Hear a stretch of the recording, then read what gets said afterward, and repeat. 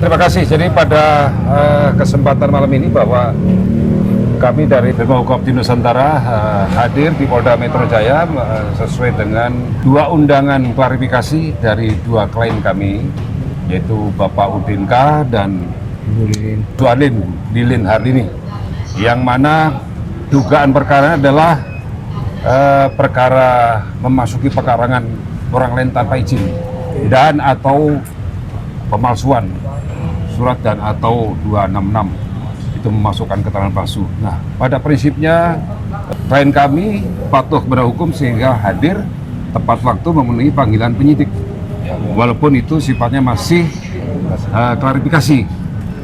Ya, itu yang pertama.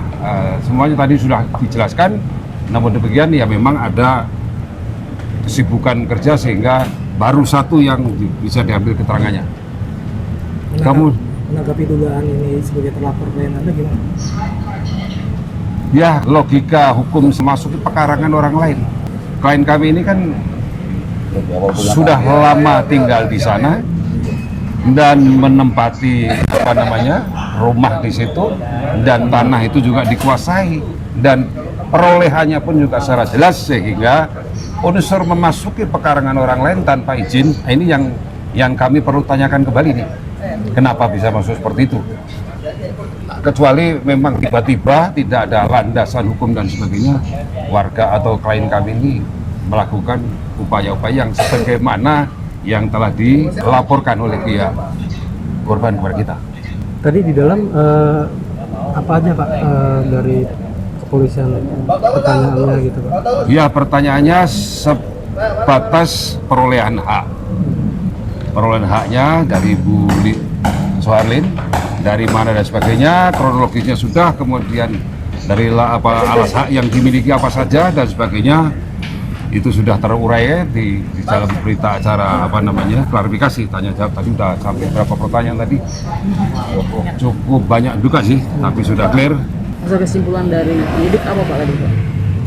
Dua mana nih penyidik yang tadi ini yang barusan? Oh, yang tadi.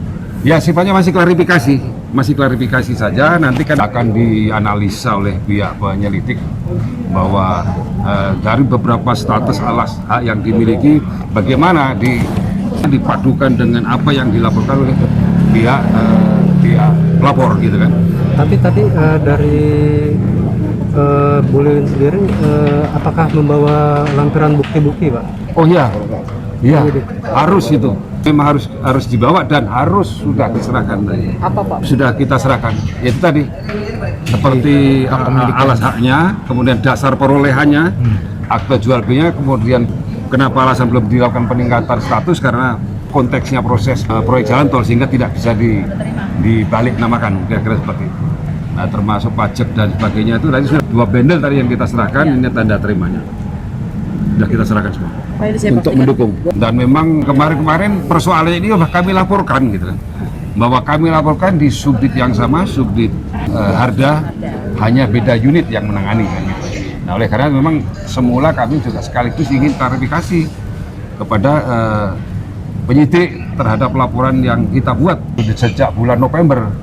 Jadi sebagaimana LP 5853 ya, itu 23 November. Dan kemarin 2021 ya Pak? 2021. Ya, memang prosesnya berjalan, artinya beberapa saksi sudah diklarifikasi. Tidak salah itu sudah hampir 18 orang saksi, bahkan sampai 20. Ya, 20 saksi. Dan terakhir kami sudah mendapatkan 7 surat pemberitahuan perkembangan hasil penyelidikan.